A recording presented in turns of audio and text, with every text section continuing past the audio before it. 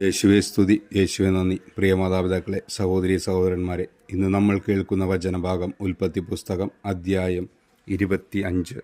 അബ്രാഹത്തിൻ്റെ സന്തതികൾ. അബ്രാഹം കെത്തൂറ എന്നു പേരായ ഒരു സ്ത്രീയെ വിവാഹം ചെയ്തു. അവളിൽ അവന് സിമ്രാൻ, യോക്ഷാൻ, മെദാൻ, മിദിയാൻ, ഇഷ്ബാക്ക്, ഷൂവാഹ് എന്നിവർ ജനിച്ചു. യോക്ഷാന് ഷെബായും ദദാനും ജനിച്ചു. ദദാൻ്റെ മക്കളാണ് അഷൂറീം, ലത്തൂഷീം, ലവൂഷീം എന്നിവർ. മിദിയാൻ്റെ മക്കൾ ഏഫ, ഏഫർ, ഹനോക്ക്, അബീദ, എൽദ എന്നിവരാണ്. ഇവർ കെത്തൂറായുടെ സന്താനങ്ങളാണ്. അബ്രഹാം തനിക്കുണ്ടായിരുന്നതെല്ലാം ഇസഹാക്കിന് കൊടുത്തു. തൻ്റെ ഉപനാരികളിലുണ്ടായ മക്കൾക്കും അബ്രഹാം ധാരാളം സമ്മാനങ്ങൾ നൽകി. താൻ ജീവിച്ചിരുന്നപ്പോൾ തന്നെ അവരെയെല്ലാം മകനായ ഇസഹാക്കിൽ നിന്ന് ദൂരെ കിഴക്കൻ ദേശത്തേക്ക് അയച്ചു. അബ്രാഹത്തിൻ്റെ മരണം.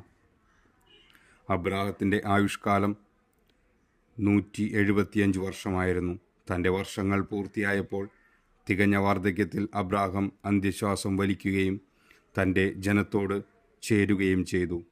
മക്കളായ ഇസഹാക്കും ഇസ്മായേലും മാമ്രയുടെ എതിർവശത്ത് സോഹാർ എന്ന ഹിത്യൻ്റെ മകനായ എഫ്രോണിൻ്റെ വകയായിരുന്ന മക്പെല ഗുഹയിൽ അവനെ അടക്കി. ഹിത്യരിൽ നിന്ന് അബ്രാഹം വിലയ്ക്ക് വാങ്ങിയതായിരുന്നു ആ വയൽ.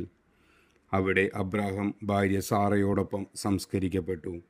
അബ്രാഹത്തിൻ്റെ മരണത്തിനു ശേഷം ദൈവം അവൻ്റെ പുത്രൻ ഇസഹാക്കിനെ അനുഗ്രഹിച്ചു. അവൻ ബെർലഹായോറോയിൽ നിന്ന് പാർത്തു. ഇസ്മായിലിൻ്റെ സന്തതികൾ. സാറായുടെ ദാസിയായ ഈജിപ്തുകാരി ഹാഗാറിൽ അബ്രാഹത്തിനുണ്ടായ ഇസ്മായേലിൻ്റെ മക്കൾ ഇവരാണ്. ജനനക്രമമനുസരിച്ച് ഇസ്മായേലിൻ്റെ മക്കളുടെ പേരുവിവരം. ഇസ്മായേലിൻ്റെ കടിഞ്ഞൂൽ പുത്രൻ നെബായോത്ത്, തുടർന്ന് കേദാർ, അദ്ബേൽ, മിബ്സാം, മിഷ്മ, ദൂമ, മസ്സ, ഹദാത്ത്, തേമ, യത്തൂർ, നഫീഷ്, കേദെമ. ഇവരാണ് ഇസ്മായേലിൻ്റെ പുത്രന്മാർ. ഗ്രാമങ്ങളും ആസ്ഥാനങ്ങളും അനുസരിച്ച് അവരുടെ വംശത്തിലെ 12 പ്രഭുക്കന്മാരുടെ പേരുകളാണിവ. ഇസ്മായേലിൻ്റെ ആയുഷ്കാലം 137 വർഷമായിരുന്നു. അവൻ അന്ത്യശ്വാസം വലിക്കുകയും തൻ്റെ ബന്ധുക്കളോട് ചേരുകയും ചെയ്തു. ഹവില മുതൽ ഷൂർ വരെയുള്ള ദേശത്ത് അവർ വാസമുറപ്പിച്ചു. അസീറിയയിലേക്കുള്ള വഴിയിൽ ഈജിപ്തിൻ്റെ എതിർവശത്താണ് ഷൂർ. അവർ ചാർച്ചക്കാരിൽ നിന്നെല്ലാം അകന്നാണ് ജീവിച്ചത്. ഏസാവും യാക്കോബും. അബ്രാഹത്തിൻ്റെ പുത്രനായ ഇസഹാക്കിൻ്റെ വംശാവലി. അബ്രാഹത്തിൻ്റെ മകൻ ഇസഹാക്കിന് 40 വയസ്സുള്ളപ്പോൾ അവൻ റെബേക്കായെ ഭാര്യയായി സ്വീകരിച്ചു. അവൾ പാതാൻ ആരാമിലുള്ള ബെത്തുവേലിൻ്റെ പുത്രിയും ലാബാൻ്റെ സഹോദരിയുമായിരുന്നു. അവർ അരമായരായിരുന്നു. ഇസഹാക്ക് തൻ്റെ വന്ധ്യയായ ഭാര്യയ്ക്ക് വേണ്ടി കർത്താവിനോട് പ്രാർത്ഥിച്ചു.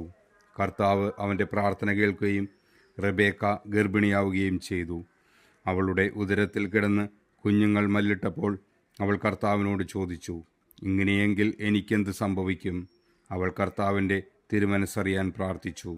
കർത്താവ് അവളോട് അരുളി ചെയ്തു, 2 വംശങ്ങളാണ് നിന്റെ ഉദരത്തിലുള്ളത്. നിന്നിൽ നിന്ന് പിറക്കുന്നവർ 2 ജനതകളായി പിരിയും. ഒന്ന് മറ്റേതിനേക്കാൾ ശക്തനായിരിക്കും. മൂത്തവൻ ഇളയവന് ദാസവൃത്യ ചെയ്യും. അവൾക്ക് മാസം തികഞ്ഞപ്പോൾ അവളുടെ ഉദരത്തിൽ 2 ശിശുക്കൾ. ആദ്യം പുറത്തു വന്നവൻ ചെമന്നിരുന്നു. അവൻ്റെ ദേഹം മുഴുവൻ രോമക്കുപ്പായമിട്ടതുപോലെയായിരുന്നു. അവർ അവന് ഏസാവ് എന്ന് പേരിട്ടു. അതിനുശേഷം അവൻ്റെ സഹോദരൻ പുറത്തു വന്നു.